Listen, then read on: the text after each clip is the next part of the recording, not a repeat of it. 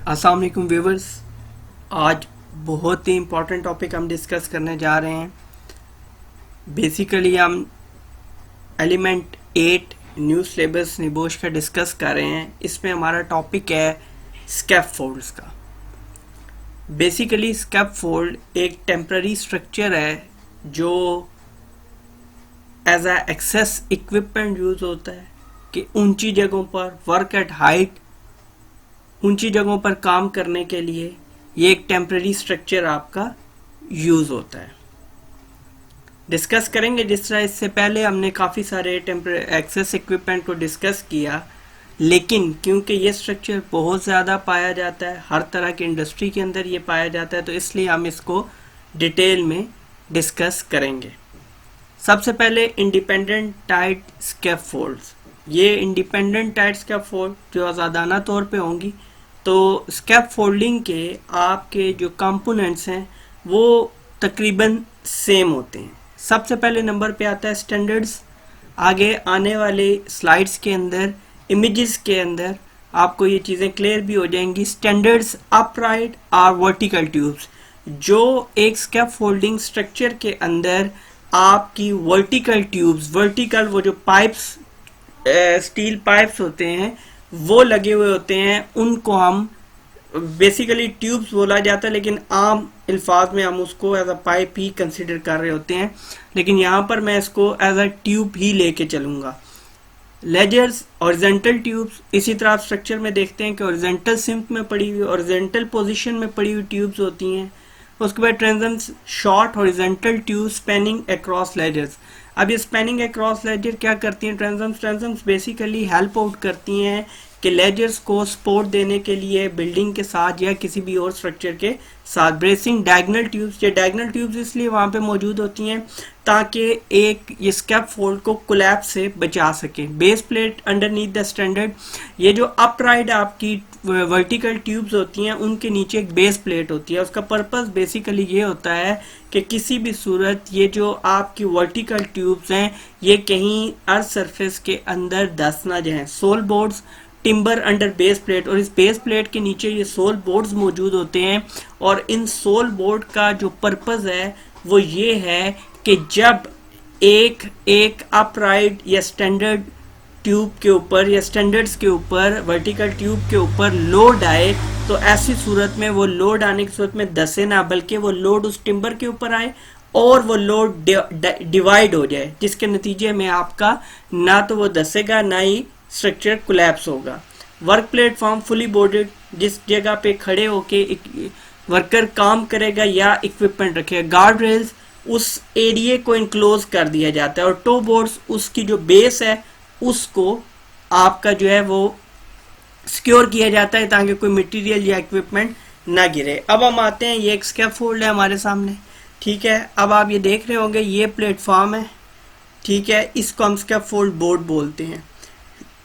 उसके बाद ये गार्ड रेल लगी हुई है, टॉप गार्ड रेल, जो दरमियान में है वो इंटरमीडिएट या नीचे वाली इंटरमीडिएट गार्ड रेल है, ये थ्रू टाई है, ठीक है, बंधा हुआ यहाँ से। टो बोर्ड, उसके बाद हमारे पास ये स्टैंडर्ड है जो अपराइट है, और ये लेजर है जो हमारे पास हॉरिजेंटली मौजूद है। Then we have base plate, ये इस जगह पे इसके नीचे आती है अंडरनीथ स्टैंडर्ड। और उसके बाद ये टिम्बर सोल प्लेट है, ये सोल बोर्ड है, जिसके ऊपर ये सारी स्टील जो आपकी बेस प्लेट होती है ये मौजूद होती है। जितना भी लोड आता है वो इसके ऊपर। इसी तरह ये ट्रांसम्स इन लेजर्स को ये कनेक्ट करने के लिए इस्तेमाल होते हैं। उसके बाद ये डायगोनल पाइप आपको नजर आ रहे होंगे जिनको हम ब्रेसिंग बोलते हैं, जो कि डायगोनल तिरछे लगाने का इनका मकसद ये होता है कि आपकी स्कैफोल्ड या आपका ये स्ट्रक्चर जो है ये कोलैप्स ना करे। नेक्स्ट बेसिक कंपोनेंट्स की तरफ हम जाते हैं, इंडिपेंडेंट टाइट स्कैफोल्ड की तरफ। तो बेसिक कंपोनेंट्स हैं, मैंने जिस तरह डिस्कस किया, ये इंटरमीडिएट ट्रांसम्स हैं जिन्होंने उसको हॉरिजॉन्टल को भी बांधे हुए है, ठीक हो गया जी। और ये कई दफ़ा सपोर्ट देते हुए आपके आगे तक आ जाते हैं। उसके बाद ये लेजर्स हैं, जिससे मैंने बताया, ये बेस प्लेट है, ठीक हो गया। ये स्टैंडर्ड्स हैं, ये मेन ट्रांसम्स हैं, और ये सोल बोर्ड है जिसके ऊपर ये लोड आता है। तो ये बेसिक इसके कंपोनेंट्स हैं किसके? एक इंडिपेंडेंट टाइप स्कैफोल्ड के। ये देखिए, ये ब्रेसिंग है इसकी, ये जो स्ट्रक्चर क्रॉस में इसके ऊपर मौजूद है, इसको हम ब्रेसिंग बोलते हैं। ये जो डायगोनल मौजूद है इनको हम ब्रेसिंग बोलते हैं, और इसका मेन पर्पस ही यही है कि ये एक इंडिपेंडेंट टाइट स्कैफोल्ड को कोलैप्स होने से बचाती है। अब वर्क प्लेटफॉर्म के ऊपर है, ये देखें वुड बोर्ड का प्लेटफॉर्म मौजूद है, वर्कर काम कर रहा है। ये वुड बोर्ड के पीछे आप देखें गार्ड रेल लगी हुई है। इस गार्ड रेल में जो नीचे सपोर्ट है तकरीबन मिनिमम 6 इंचेस की होती है, इसको हम टो बोर्ड बोलते हैं। ये जो आपकी पहली इंटरमीडिएट गार्ड रेल है और ये ऊपर जो है ये मेन गार्ड रेल है। तो पर्पस क्या है इसका, जो मेन गार्ड और इंटरमीडिएट गार्ड रेल है ये आपकी ज्यादातर बड़ी इक्विपमेंट या वर्कर्स वगैरह को गिरने से महफूज रखती है, जबकि टो बोर्ड का काम ये होता है कि छोटा कोई भी इक्विपमेंट, कोई भी टूल, कोई भी मटेरियल वो यहां से नीचे ना चला जाए। इंडिपेंडेंट टाइट स्कैफोल्ड की अगर आप देखते हैं तो वो चीजें जो वहां पर लगी हुई थी वो सारी की सारी अब हम यहाँ पे भी डिस्कस कर रहे हैं। ये देख रहे हैं सबसे ऊपर ये प्लेटफॉर्म है, ठीक हो गया। ये ऊपर गार्ड रेल है, गार्ड रेल के साथ ब्रिक गार्ड भी आप यूज कर सकते हैं। उसके बाद ये इंटरमीडिएट गार्ड रेल है, ये ऊपर मेन गार्ड रेल है और ये नीचे इंटरमीडिएट गार्ड रेल है। उसके बाद टो बोर्ड यहाँ पे अप्लाई हुआ है, स्कैफोल्डिंग प्लैंक्स यहाँ पे मौजूद हैं जिसको आप वुड बोर्ड के तौर पे यूज करते हैं। ट्रेंजम्स ये मौजूद हैं जो हेल्प आउट कर रहे हैं आपके लेजर्स वगैरह को। डायगोनल फैसेट ब्रेस जो है ये डायगोनल इसको क्रैप्स होने से बचाएगी। ये लेजर ब्रेस है, ये लेजर है, ठीक है। लेजर कौन सा होगा, जो हॉरिजेंटल होगा, और स्टैंडर्ड जो आपका वर्टिकल अपराइट होगा। इसी तरह बेस प्लेट ये मौजूद है, उसके नीचे सोल बोर्ड, ये साइड से उसका व्यू दिया गया। उसके बाद थ्रू टाई, रिवील टाई। अब थ्रू टाई और रिवील टाई में आप थोड़ा सा फर्क टाई में आप फर्क समझेंगे। जो आपकी रिवील टाई होती है उसमें क्या है कि इसकी सपोर्ट आके सिर्फ स्ट्रक्चर तक, जो स्ट्रक्चर है वहां तक आके रुक जाती है, जबकि थ्रू टाई में क्या होता है कि वो स्ट्रक्चर से क्रॉस होती है और दूसरी जानिब कोई ऐसी सपोर्ट अप्लाई की जाती है ताकि इसके ऊपर लोड पड़ने के ऊपर ये स्कैफोल्डिंग इस तरफ ना आए, बल्कि ये जो थ्रू टाई हुई है तो ऐसी सूरत में ये टाई अप इसके साथ रहे। नेक्स्ट ये scaffold has collapsed in a busy town centre, give reason why this might have happened.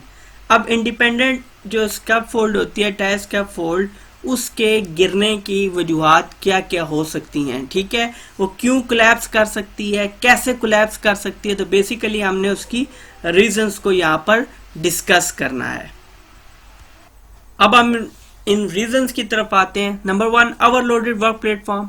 Work platform जितनी कैपेसिटी का, जितनी कैपेबिलिटी का बना था उससे ज्यादा वो इक्विपमेंट का भी लोड हो सकता है, वो वर्कर्स का भी लोड हो सकता है। जब जरूरत से ज्यादा उसको लोडेड किया गया तो ऐसी सूरत पे वो डिस्टर्ब हो गया और जिसके नतीजे में आपकी स्कैफोल्ड है वो कोलैप्स कर गई। सॉफ्ट ग्राउंड, फर्म ग्राउंड ना होने की वजह से कोलैप्स कर सकती है।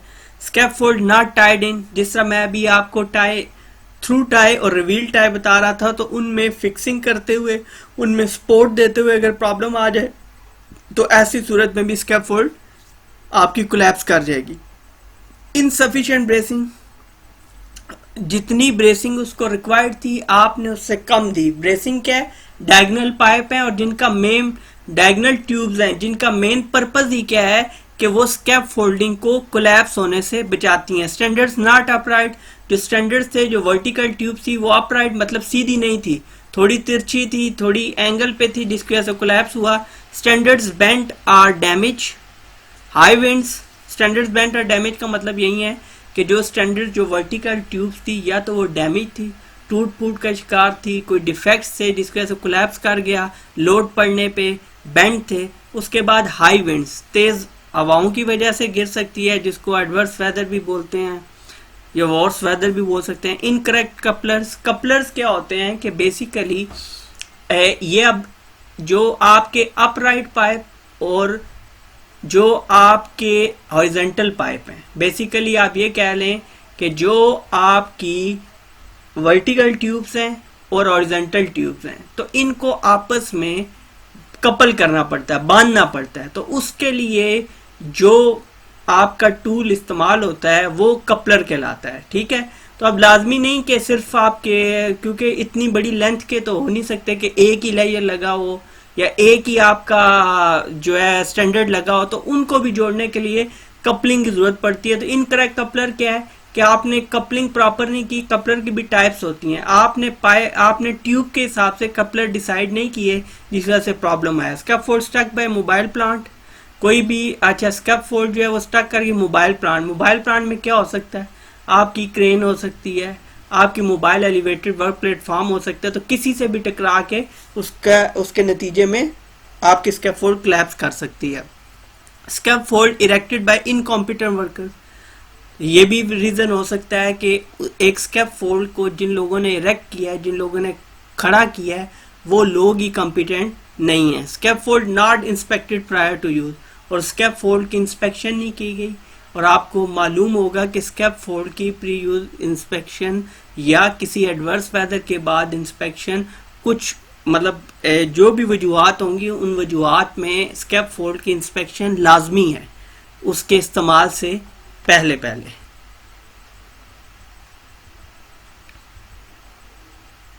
अच्छा जी, अब हम डिस्कस करते हैं मोबाइल टावर स्कैफोल्ड को हम अलग से टॉपिक में डिस्कस करते हैं।